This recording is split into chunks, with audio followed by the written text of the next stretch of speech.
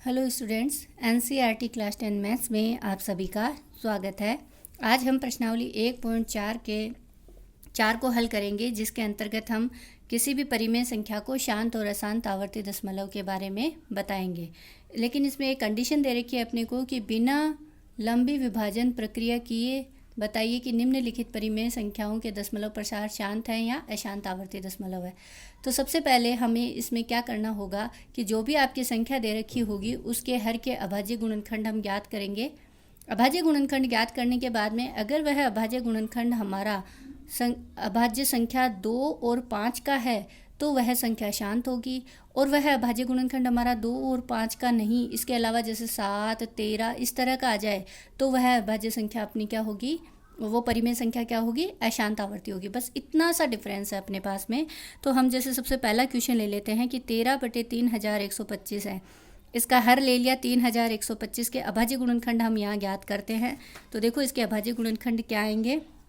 जैसे मैंने 3125 लिया, सबसे पहले इसका 5 में भाग लगाया, 5 छंग 30, 5 दूनी 10, 5 हम 25, फिर 5 का भाग लगाया, 5 एकम 5, 5 दूनी 10, 5 हम 25, फिर 5 का भाग लगाया, 5 दूनी 10 और 5 हम 25, फिर 5 का भाग लगाया 5, फिर 5 का भाग लगाया 1, यानी कि 5 अपने पास में 5 बार आ गया। तो इसे हम इस तरह लिख सकते हैं 5 गुणा 5 गुणा 5 गुणा 5।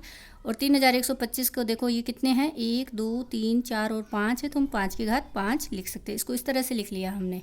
तो 13/3125 का फॉर्म हम लिख सकते हैं 13/5 की घात 5। यहाँ 5 की घात 5 आ चुका है, लेकिन मैंने कहा कि कोई भी परिमेय संख्या का हर आपका यानी बटे वाली संख्या अपनी अगर 2 की घात n गुणा 5 की घात m के रूप का है तो वह संख्या अपनी क्या होंगी, शांत होंगी। और अगर वह हर 2 की घात n और 5 की घात m के रूप का नहीं है तो वह संख्या अपनी क्या हो जाएगी, अशांत आवर्ती हो जाएगी। तो बात क्लियर है कि अगर 2 की घात 5, 2 और 5 के अलावा जैसे मान लो यहाँ 7, 13 कुछ भी अन्य संख्या आ जाए, अभाज्य संख्या आ जाए, तो वो सारी संख्याएं क्या होंगी, अपनी अशांत आवर्ती होंगी।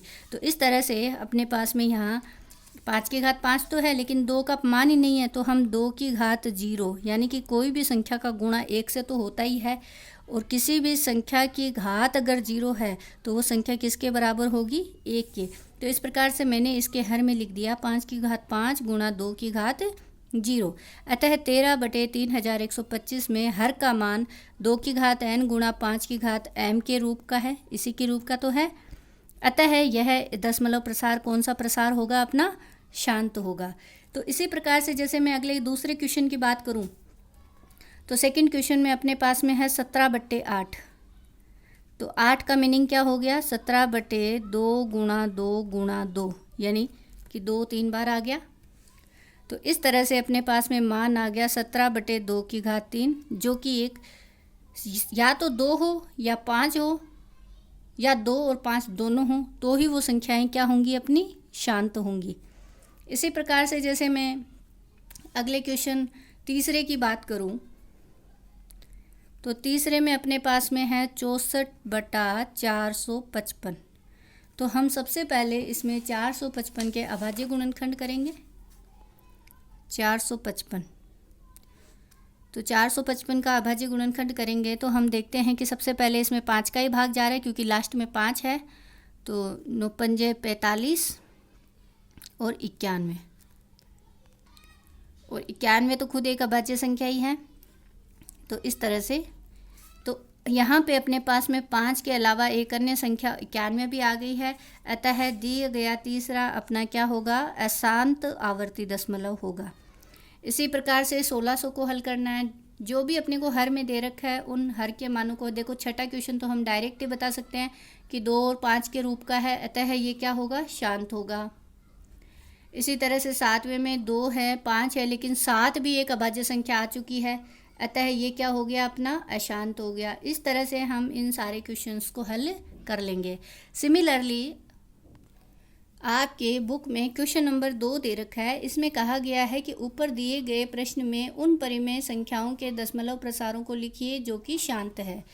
अब इनके आपको दशमलव प्रसार भी ज्ञात करने हैं। जैसे मान लो कि पहला क्वेश्चन अपना क्या था, शांत था ना, शांत आवर्ती दशमलव था। तो पहला क्वेश्चन जैसे कैसे हल किया आपने, उसी तरह से बाकी सारे क्वेश्चन आपको हल करने हैं कि 13/3125 एक शांत आवर्ती दशमलव था। तो जो अपने पास में शांत आवर्ती दशमलव प्रश्न आए हैं उन्हीं को ही हमें उसके दशमलव प्रसारों में हल करना है। यहाँ 5 की घात 5 थी इसमें। अब देखो इसके जो हर में 5 है, तो 5 की घात 5 होने की वजह से हम यहाँ पे क्या करेंगे, 2 की घात 5 का अंश और हर दोनों में गुणा कर देंगे सिमिलर मान को देखते हुए। फिर इसको हम लिख लेंगे 13 गुणा 2 की घात 5, मतलब क्या हुआ, 2 गुणा 2 गुणा 2 गुणा 2 गुणा 2 बटा 2 की घात 5 और 2 की घात 5 दोनों की घातें सेम है, तो डिनोमिनेटर जो आपके पास में आधार है 5 और 2, इन दोनों का गुणा करके 5 गुणा 2 गुणा करके जो घातें समान हैं उनको हम एक साथ लिख देंगे। फिर इसके बाद में 2 गुणा 2 4, 4 गुणा 2 8, 8 दूनी 16, 16 दूनी 32, यानी कि 13 गुणा 32 बटा 5 और 2 का गुणा कितना हो गया, 10 हो गया। इसको 10 के रूप में, आधार को 10 के रूप में बना लिया, क्योंकि आधार 10 के रूप में आते ही दशमलव का चिन्ह लगाना हमारे लिए बहुत ही आसान हो जाता है। और 13 को 32 से गुणा किया तो 13 दूनी 26 और 13 39, 39 में 2 जोड़ा 416 और 10 की घात कितनी है, 5। अब ऊपर तो अपने पास में 10 3 अंक है और नीचे 10 कितने जीरो हैं, 5 जीरो हैं, तो हमें 5 अंक बनाने हैं। तो 416 और 1 और 2 जीरो हम आगे लगा देते हैं। अब 5 अंकों को काउंट करके हम पॉइंट लगाएंगे, तो 1 2 3 4 और 5, तो ये आपका दशमलव प्रसार में कन्वर्ट होगा। तो इस तरह से हम प्रश्न संख्या 1 के सभी शांत दशमलव वाले मानों का दशमलव संख्या प्रसार ज्ञात करेंगे।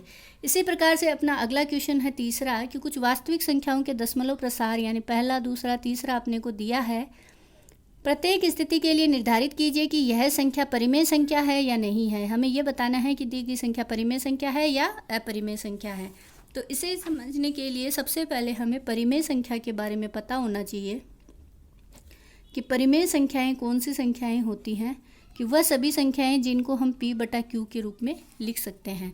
जैसे पहला ही है अपना, पहले में 43.1 2 3 4 5 6 7 8 9 है।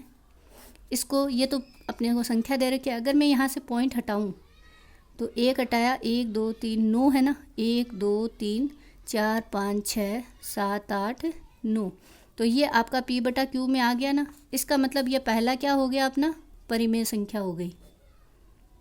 अब बात आती है सेकंड की।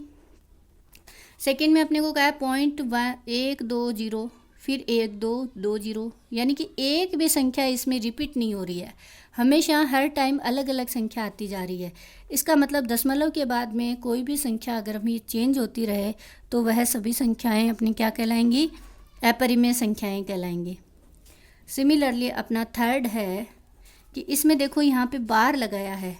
बार का मतलब क्या होता है कि कोई भी संख्या के ऊपर अगर अपने पास में बार लगा है, इसका मतलब वह अपनी बार बार वही संख्या रिपीट हो रही है, इसलिए उस समय वो संख्याएं क्या कहलाती है, अपनी परिमेय संख्याएं कहलाती है। जैसे मैं एक छोटा सा एग्जांपल लेती हूँ कि जैसे हमें 1 में 3 का भाग लगाना है या 10 में 3 का भाग लगाना है, तो 10 में अगर हम 3 का भाग लगाते हैं तो 3 तिया 9, भाग गया कितनी बार, 3 बार। फिर 1 उतारा, 1 में 3 का भाग जा नहीं रहा, तो फिर दशमलव लगाया 10, फिर 3 तिया 9, फिर दशमलव लगाया 10, फिर 3 तिया 9। तो मेरा कहने का मतलब है कि इसमें 3.333333 बराबर आता ही रहेगा, लगातार सिमिलर मान आता रहेगा। अतः हम इसको जो मान बार बार रिपीट हो रहा है, कौन हो रहा है, 3 ही तो हो रहा है, इसलिए हम 3 पे एक सिंगल लाइन लगा देंगे। तो ये मान आपका क्या कहलाएगा, शांत ही कहलाएगा, अशांत कहलाएगा, लेकिन यह आपकी कौन सी संख्या कहलाएगी, परिमेय संख्या कहलाएगी। इस तरह से हम इसकी परिमेय संख्याओं को हल कर लेंगे। तो आज आपकी पहली प्रश्नावली कंप्लीट होती है। आप सभी वीडियो को देख के पहली प्रश्नावली को बहुत अच्छे से समझ लें। Thank you.